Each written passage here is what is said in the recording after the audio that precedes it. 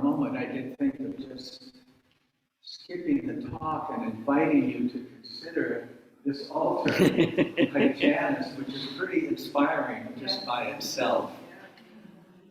Thank you, Janice. So take a moment. We've had the announcements. We've said our prayers. We've had a call to worship, sung our songs. Take a moment to get a sense of yourself. Sitting in your chair. Chair's on the floor. Floor is on the ground. On the ground of all being that makes this a safe place. A place where you can open your hearts and minds to hear this poem, Salmon Boy.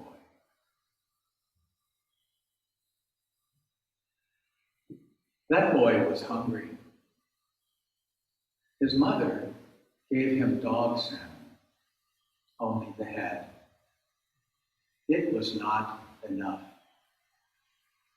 He carried it, hungry, to the mouth of the river.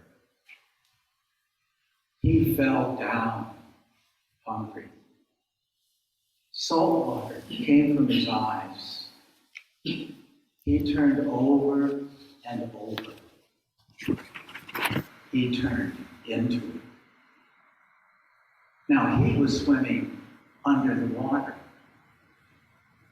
His round eyes open. He could not close them. He was breathing the river in his mouth. The mouth of the river was in his mouth.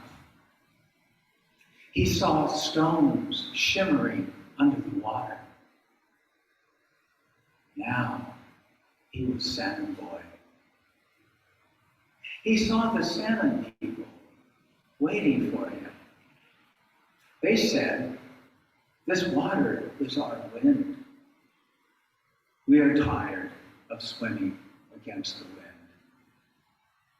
Come to the deep, calm valley of the sea." And they turned their green tails. Salmon Boy followed them. He saw Shell walking backwards, woman who was half stone. He heard the long, high howl of wolf whale.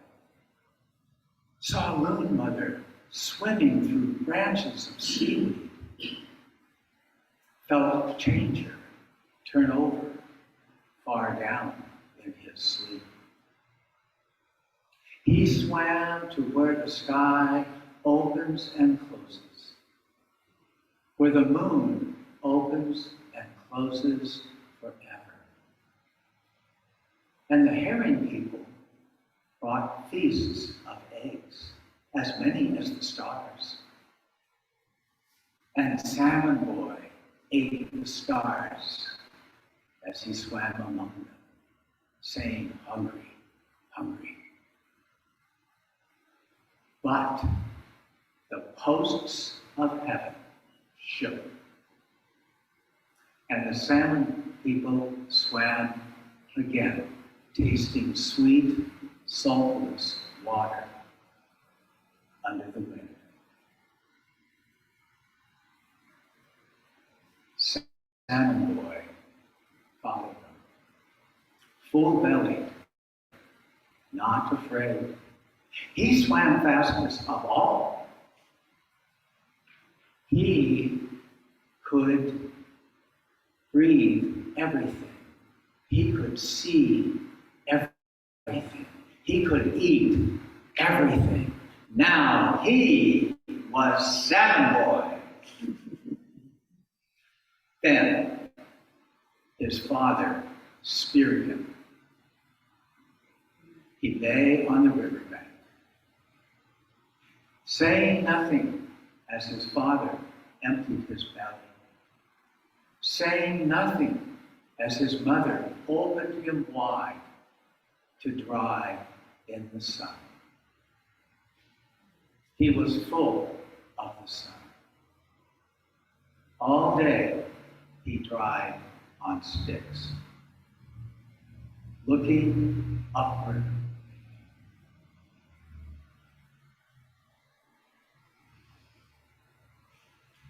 Take a moment to get a sense.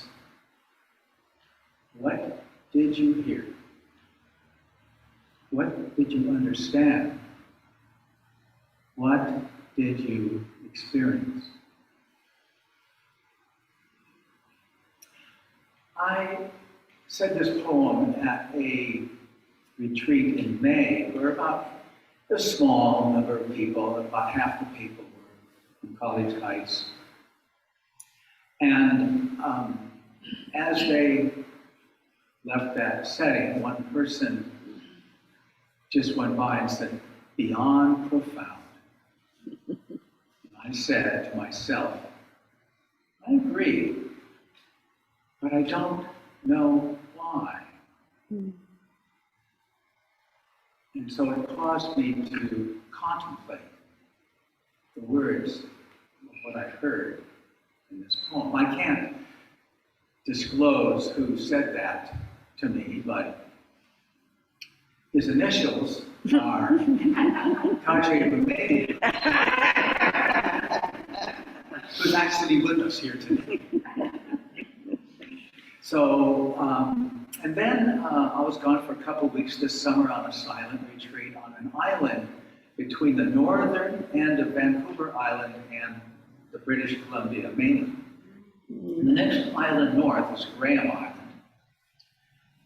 And the nearest town is Ketchikan, which is part of Alaska. So we're pretty far north on the edge of the wild Yukon territories. And that is the home, the traditional home of the Haida people that this poem is most closely associated with. It's in all the clans of the Tlingit language group, but this is the Haida version that David Wagner selected to make this poem. He is the poet laureate of the Pacific Northwest, including British Columbia. It just has a gift for getting the essence, especially the spiritual essence of the native legends. He wrote Lost, which Jim Garrison read on Earth Day Sunday. And I'm sure it was great. He doesn't seem to remember it now, but that was also written by David Wagner. So I would just like to share what arose in me. Now, of course, I've had weeks to think about it. But that boy was hungry. I'm just going to go through the first stanza and the last stanza, a couple lines in between. So much can be said about this.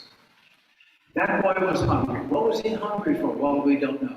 It doesn't say, and perhaps he didn't know. His mother, being a conventional mother, thought, if you're hungry, I'll give you food. And she gives him dog salmon. There's 5 species of salmon. Okay, there's pinkies, reds. There's coho, or silvers. There's chinook, or king salmon, which we've been conditioned to believe is our favorite. And then there's sockeye, which First Nations people kind of prefer. And then there's chum, which is pretty tasteless and kind of mealy, and it's only fit to be given to dogs. Hence, dog salmon. Of course, she didn't want to spoil his appetite. But I could see a sensitive young lad going, "You're treating me like a dog." Only the head. It's not enough. Of course, the head is never enough, is it? And he carries it, uneaten, apparently, hungry, to the mouth of the river. A river's mouth is where it empties into a larger body of water. It's just like the riverbank. It's a boundary area, a place of transformation. It can also be where it receives water from a larger body of water, also transformation. And he falls down. He is humbled. He is humiliated. Salt water comes from his eyes, and you can see now, having read the poem, a foreshadowing of salt water. And he turns over and over. He's contemplating this, tumbling, just like water over boulders in a river. And here is a line that kind of probably passes most people by because it seems out of the flow of the normal poem. He turned into it. Now, this is no ordinary boy.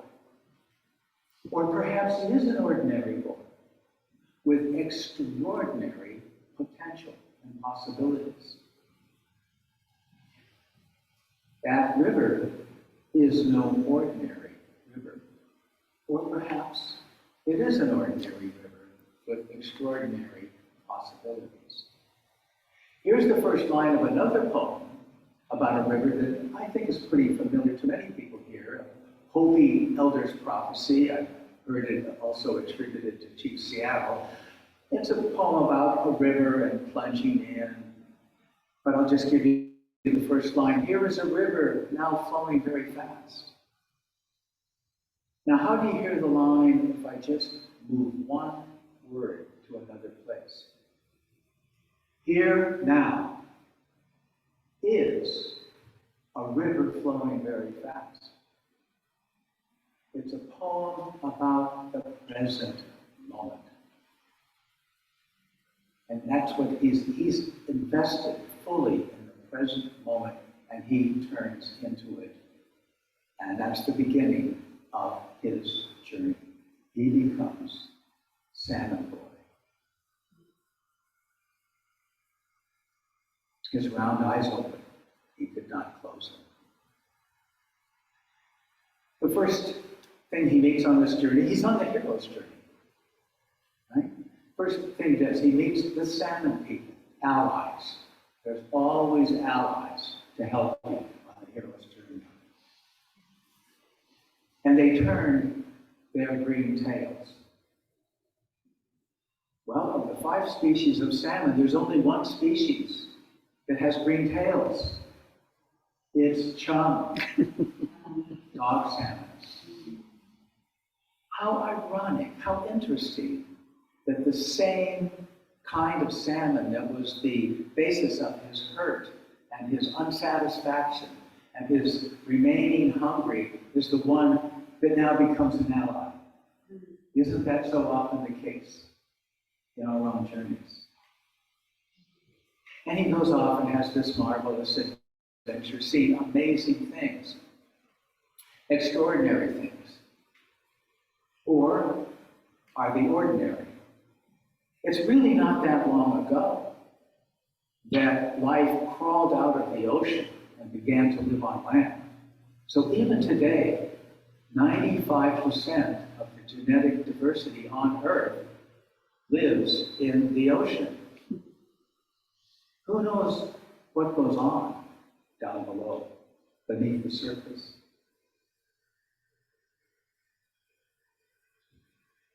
And he follows them. If you see allies, if you see people or entities ahead of you on the path that you're on, follow them.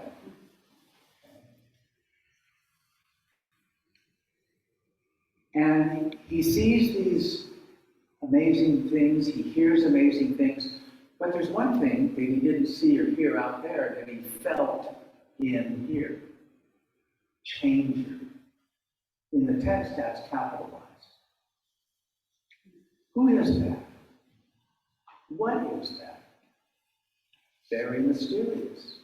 And what does Changer do? He turns over.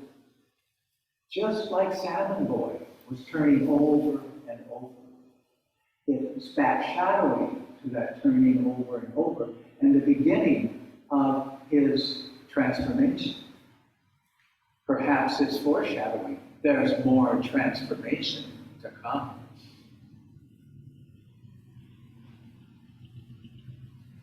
So the seasons change, the posts of heaven, love that phrase, show.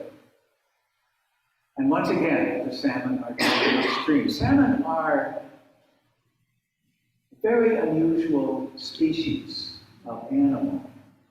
To live in one ecosystem salt water in the ocean, and then also to live and to die in another ecosystem of fresh water.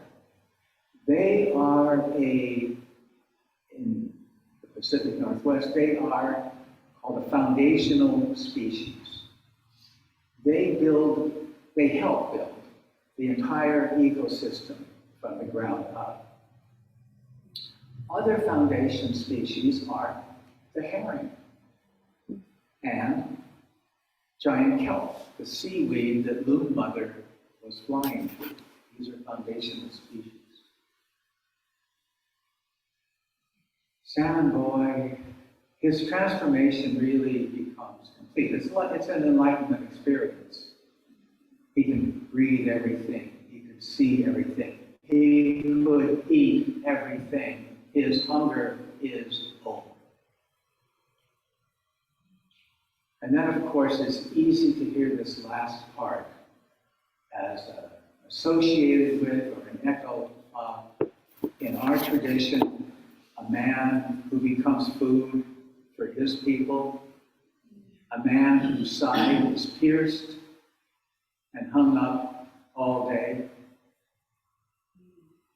Now, I'm not saying the legend comes from the Bible. I'm not saying the Bible comes from the legend. But I am saying it comes from a wisdom that is very deep in our species, back before history was recorded, prehistory, oral tradition. These stories of people turning into animals and animals turning into people are found all over the world. They are images that are powerful, that go to our bones. It was, I don't know, several decades ago that I read or recited a poem about Kagan coming from our own East Coast, the fishing communities, Nantucket, Kennebunkport, about a silkie. A silkie is an animal that comes out of the ocean and takes human form, lives among us. Kagan married one of those animals. I may tell that story again, so I think that's all I'll say about that.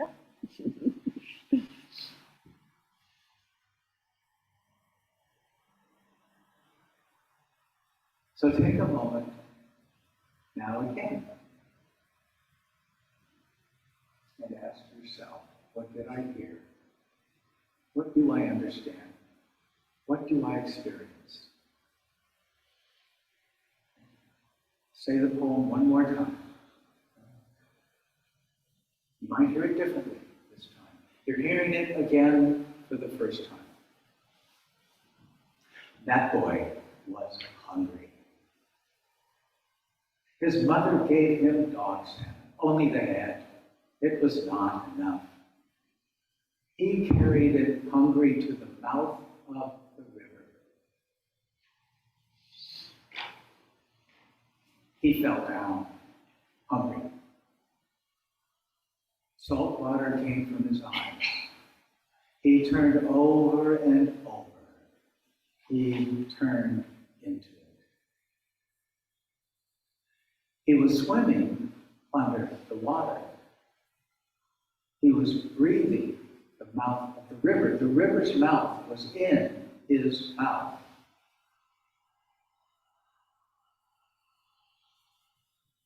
He saw stones shimmering under the water. Now he was Salmon Boy. The salmon people were waiting for him.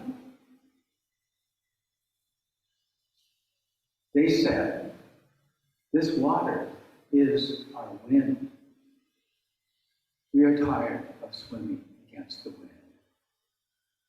Come to the deep, calm valley of the sea. We are hungry too. We must find the herring people." And they turned their green tails, and Salmon Boy followed.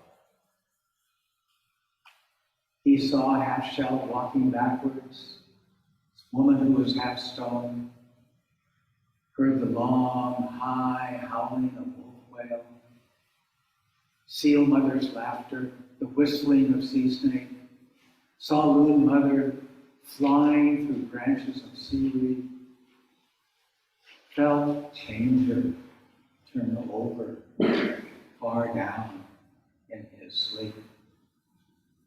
He swam to where the sky opens and closes, where the moon opens and closes forever.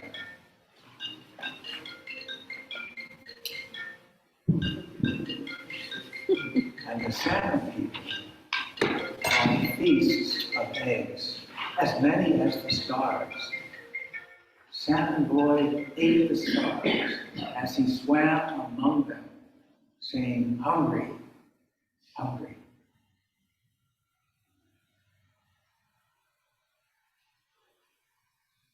But the posts of heaven shook, and the rains fell like pieces of the moon.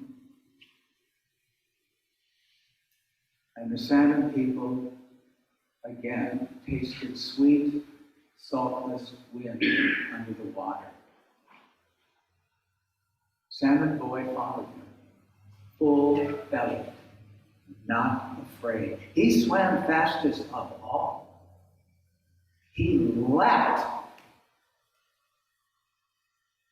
and slapped his blue-green tail, crying, "Ayo! I leap!" again and again. Ah, he was Salmon Boy. He could breathe everything. He could see everything. He could eat everything. Then his father speared him. He was lying on the riverbank, saying nothing as his father emptied his belly, saying nothing as his mother opened him wide to dry in the sun. He was full of the sun. All day he dried on sticks, looking